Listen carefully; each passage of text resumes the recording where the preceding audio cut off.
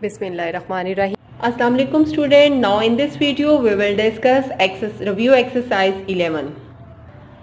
So boys, here we have a review exercise 11. First question is fill in the blanks. So in a parallelogram opposite sides are congruent.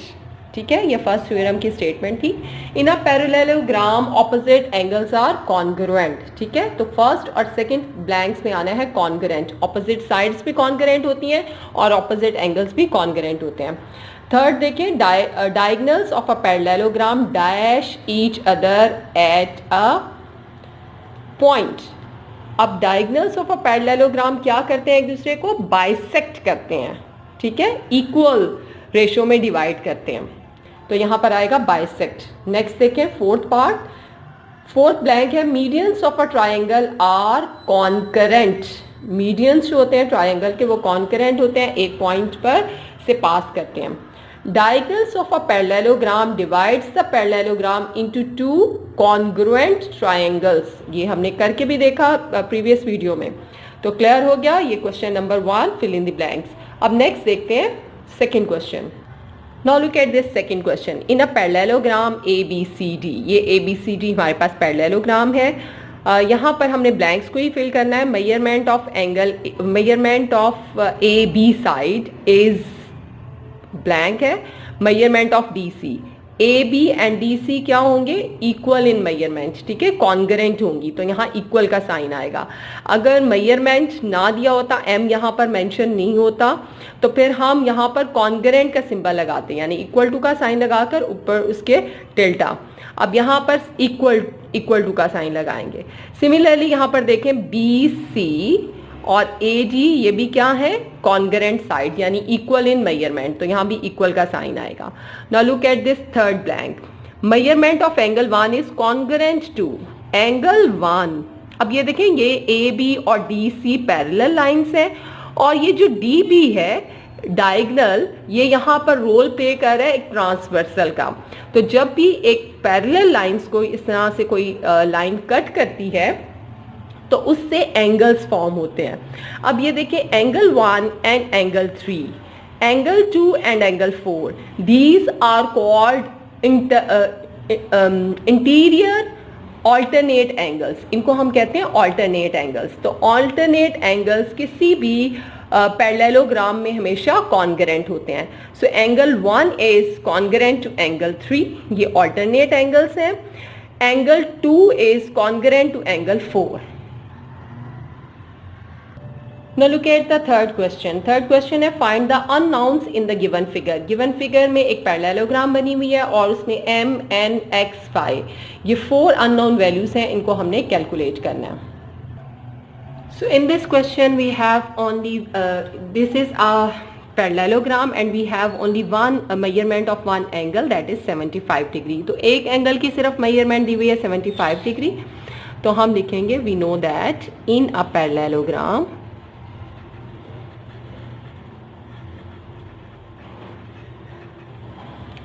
opposite angles are congruent.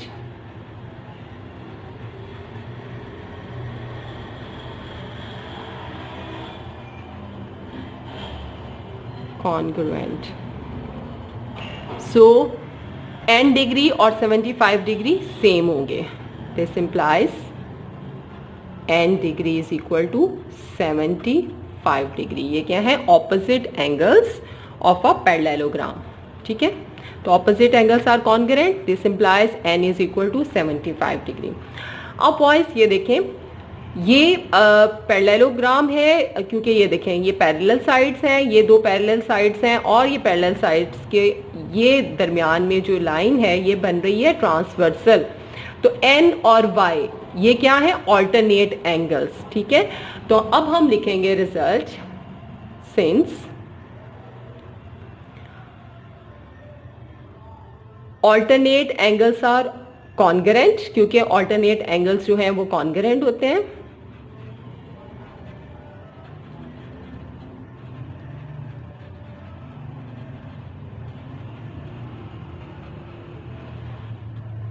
Therefore n is equal to y degree. n is equal to y degree. ठीक है। और n की value अभी हमने calculate किया, यहाँ पर n की वैल्यू हमारे पास आई थी 75 डिग्री। ठीक है, this implies y degree is equal to 75। y की वैल्यू भी क्या होगी? 75। ठीक है, और यहां हम लिख सकते हैं फ्रॉम 1। क्लियर हो गया? अब boys we know that x और y ये एक स्ट्रेट एंगल बना रहे हैं, तो बोथ आर सप्लीमेंट्री एंगल्स। तो सप्लीमेंट्री एंगल्स का सम होता है 180 डिग्री। तो इसको हम इस तरह से कैलकुलेट करेंगे, हम यहाँ लिखेंगे as x and y are supplementary angles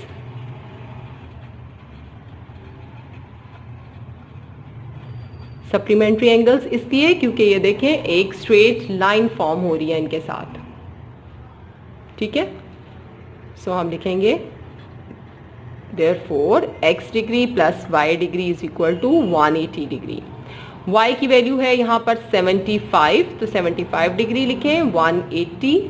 75 को माइनस कर देंगे दूसरी साइड से, x degree is equal to 180 minus 75 degree, तो x की वैल्यू हमारे पास आ जाएगी 105 डिग्री। क्लियर हो गया? तो measurement of x is 105। Third value भी हमने इस तरह से फाइंड आउट कर ली।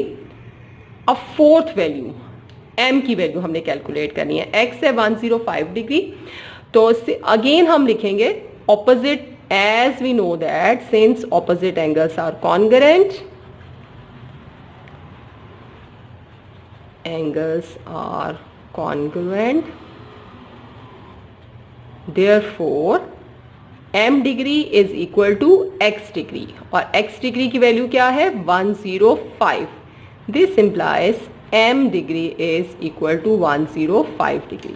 इस तरह से हमने चारों जो वैल्यूज थी वो कैलकुलेट कर ली। लास्ट में हम इनका रिजल्ट लिख देंगे कि hence m degree is equal to 105, n degree is equal to 75, x degree is equal to 105 and y degree is equal to 75 degree. ठीक है, ये हमने सारा आंसर लिख लिया। Now look at this question number 4. If the given figure A, B, C, D is a parallelogram, then find the value of x and m. x और m की value हमने यहाँ पे कैलकुलेट करनी है। तो गाइस सबसे पहले हम यहाँ पर लिखेंगे since, ओके, अब ये गिवन क्या है, पहले यहाँ पे हम गिवन लिख लें। Given A, B, C, D is a parallelogram, ये एक पैरेललोग्राम है।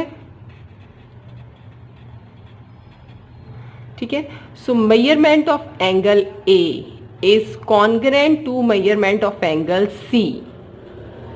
Angle A is congruent to angle C। Reason क्या है? Opposite side, opposite angles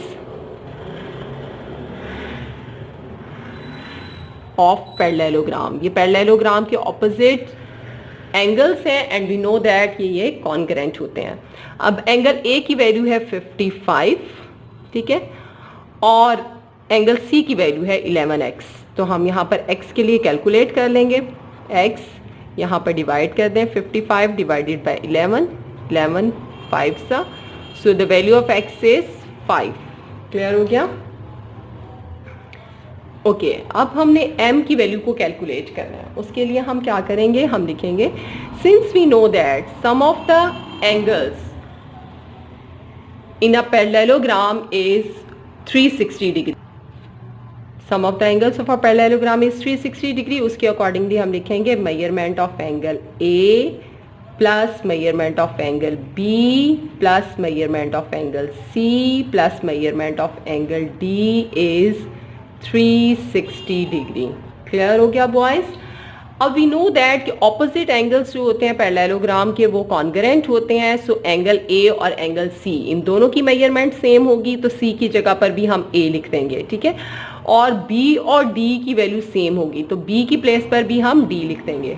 this implies measurement of angle A plus measurement of angle D, B की जगह पर हमने D लिख दिया, measurement of angle C, angle किसके इक्वल होगा, ए के, and measurement of angle D.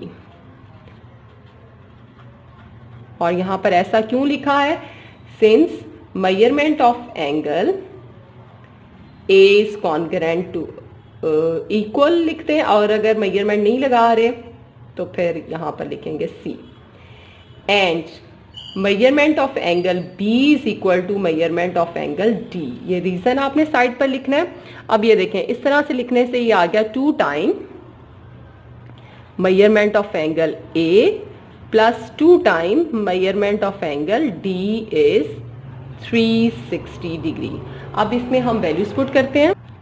ए में हमारे पास वैल्यू आ जाएगी यहां पर 55 degree plus 2 time B D की वैल्यू है 5m प्लस 10, ठीक है, and this is equal to 360 degrees. अगर आप नहीं भी लगाते अभी तो इट्स ओके, ठीक है। 2 इंटू 55 इज, ये आ गया 110 plus 2 into 5 is 10m plus 2 into 10 is 20 and this is equal to 360। 110 plus 20 कर लें 130, ठीक है, ये 130 हो जाएगा प्लस 10m। 130 को माइनस करें, 10m is equal to 360 minus 130, तो 360 में से 130 माइनस कर दें तो हमारे पास आ गया 230m। 10 जो यहाँ मल्टीप्लाई में है और डिवाइड में हो जाएगा, 0 0 से cancel, so the value of m is 23, ठीक है। तो चूंकि एंगल्स हैं तो यहाँ x और m दोनों के यूनिट जो होंगे वो डिग्री में ही होगा, तो यहाँ पर डिग्री ही लिखते हैं। लास्ट में हम आंसर लिखेंगे, hence the value of x is 5 degree and value of m is 23 degree.